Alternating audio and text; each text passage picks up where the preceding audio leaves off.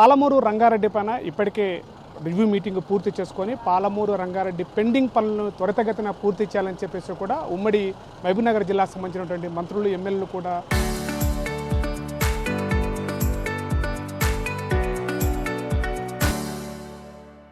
Review meeting పూర్తి చేసుకుని మనతో మాట్లాడడానికి మన వనపర్తి ఎమ్మెల్యే మేఘారెడ్డి గారు వారితో మాట్లాడే ప్రయత్నం చేద్దాం.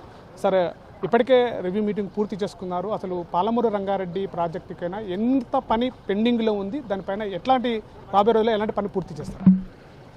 పాలమూరు రంగారెడ్డికి సంబంధించి ఈరోజు గౌరవ రాష్ట్ర మంత్రివర్యులు జూపల్లి కృష్ణారావు గారు, నాగర్ కర్నూలు ఎమ్మెల్యే రాజేష్ గారు, అచ్చంపేట ఎమ్మెల్యే వంశీకృష్ణ గారు, మన కలకుర్తి ఎమ్మెల్యే నారాయణ రెడ్డి గారు, నేను అండ్ ఇరిగేషన్ అధికారులు, వనపర్తి నాగర్ కర్నూలు జిల్లా కలెక్టర్స్, ఇరిగేషన్ అధికారులు, మిగతా రెవెన్యూ అధికారులు అందరం ఈరోజు 0 నుంచి ప్యాకేజ్ 1, 2, 3, 4, 5 అప్ టు ఒట్టెం వరకు పంప్ హౌజ్ల పరిస్థితి ఏంది, కెనాల పరిస్థితి ఏంది, టన్నెళ్ళ పరిస్థితి ఏంది, సో అది ఏం చేస్తే ఏమవుతుంది, ఎట్లా కంప్లీట్ అయితే ఎట్లా చేయాలనే ఉద్దేశంతో రివ్యూ చేస్తున్నాం.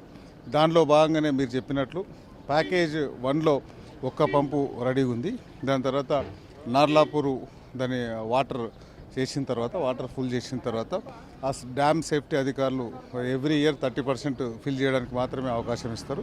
ఈ నెక్స్ట్ ఇయర్ కోసం ప్రపోజల్ పంపించి అది కూడా నింపేసి దాని తర్వాత అక్కడ నుంచి ప్యాకేజ్ నెంబర్ 3 నార్లాపూర్ నుంచి ఏదులకు వచ్చి ఆ కెనాల్ సంబంధించిన 15 లక్షల ఆర్డర్ రాకుంటే దానికి సంబంధించిన కంపెనీ వాళ్ళకు 160 కోట్లు ఆర్ఈ ఉంటే అది కూడా క్లియర్ చేసి దాని తర్వాత వాళ్ళని వార్ పుడ్డింగ్లో చేయమని చెప్పినాం. సో ఎక్స్కవేషన్ ఒక పక్క నడుస్తుంది. దాని రోడ్ క్రాసింగ్ 4 బ్రిడ్జిలు ఉన్నాయి.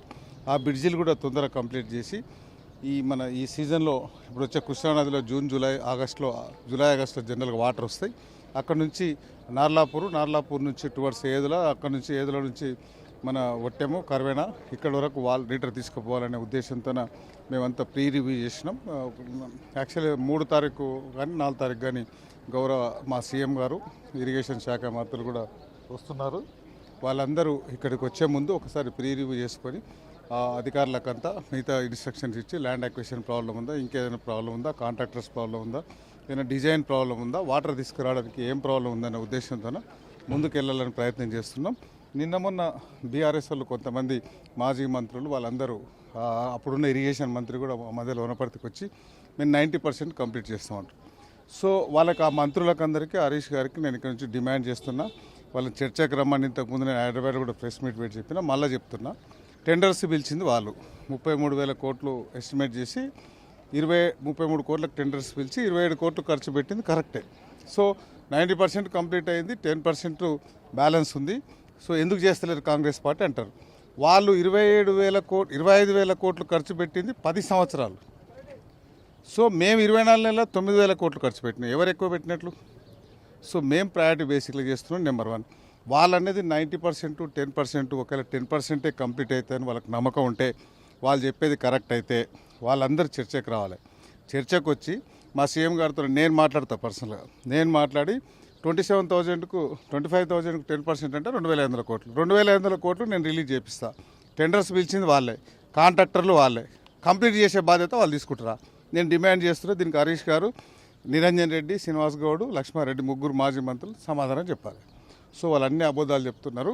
తెలంగాణ రాష్ట్రంలో ఇక్కడ భారతదేశంలో ఎక్కడైనా సరే, ముఖ్యంగా తెలంగాణ రాష్ట్రంలో జూరాల కావచ్చు, నెట్టంపాడు కావచ్చు, కోయిల్సాగర్ కావచ్చు, కేఎల్ఐ కావచ్చు, శ్రీశైలం కావచ్చు, నాగార్జున సాగర్ కావచ్చు, ఇరిగేషన్ ప్రాజెక్టులు కట్టిందంతా కాంగ్రెసే, కంప్లీట్ చేసేది కూడా కాంగ్రెస్. అంటే ప్రధానంగా ఇక్కడ చర్చ నడుస్తుంది ఏంటంటే 2.5 సంవత్సరాలు కాంగ్రెస్ ప్రభుత్వం ఏర్పడి ఇప్పటి వరకు కూడా సీఎం గారు పలుసార్లు జిల్లా పర్యటన చేశారు, కానీ స్పెషల్గా పాలమూరు రంగారెడ్డి ప్రాజెక్టు పైన ఎందుకు సందర్శన చేయలేదు?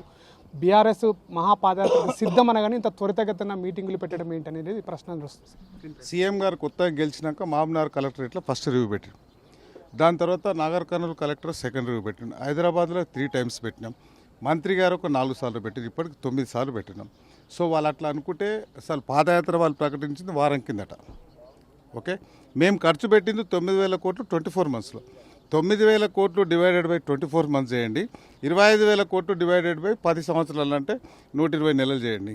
ఎవరు ఎక్కువ ఖర్చు పెట్టిండ్రు, ఎవరికి విశ్వసనీయత ఉంది, ఎవరు కంప్లీట్ చేయాలనే విశ్వాసం ఉందనేది ఫస్ట్ తెలుస్తుంది. వాళ్ళు చెప్పేటివన్నీ అబద్ధాలు. ఎమ్మెల్యే ఎలక్షన్ల మైండ్ దొబ్బింది వాళ్ళకు.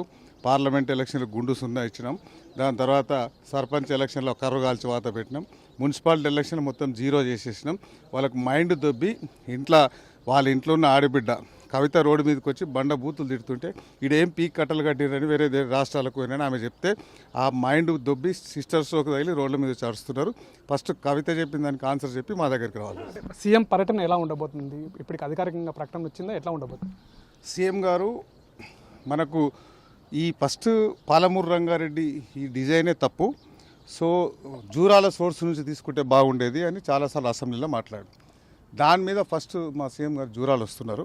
ఆ జూరాలలో towards Gadwal side, towards Wanaparthy Makthal side ఇవి ఏమన్నా ఆన్లైన్ రిజర్వాయర్లు చేసుకొని ఫ్లడ్ వచ్చినప్పుడు మనం స్టాక్ చేసుకోగలమని ఫస్ట్ అక్కడ రివ్యూ చేసిన తర్వాత ఆ రోజు నెక్స్ట్ డే మార్నింగ్, ఆ రోజు ఈవినింగ్ మధ్యాహ్నం ఎల్లూరు దగ్గరికి వచ్చి Narlapur first package, second package 3 package చూసి ఆ రోజు నైటు ఇక్కడనే సోమశిలలో స్టే చేసి ఆ నెక్స్ట్ డే మొత్తం ప్యాకేజ్ నెంబర్ 3 నుంచి అప్ టు ఉద్దండపూర్ వరకు బై ప్రాజెక్టులన్నీ రివ్యూ చేసుకుంటా 2 డేస్ ఇక్కడే ఉండి మొత్తం నాట్ ఓన్లీ పాలమూరు, మొత్తం పాలమూరుకు సంబంధించిన ఇరిగేషన్ ప్రాజెక్టులు అదర్ దెన్ వేరే పంచాయతీరాజ్ కావచ్చు, ఆర్ఎండ్బి కావచ్చు, ఎడ్యుకేషన్ కావచ్చు, మెడికల్ కావచ్చు, అన్నిటి మీద రివ్యూ చేసి ఒక్కసారి అంటే ఇంతకుముందు కూడా పోయిన సంవత్సరం మామనాడ చెప్పినప్పుడు వీళ్ళు పాదయాత్ర చేసిరా ఏం చెప్పిండు, తెలంగాణ రాష్ట్ర బడ్జెట్లో 20,000 కోట్లు నా గడ్డ కోసం, నేను పుట్టిన పాలమూరు కోసం ఇస్తాను.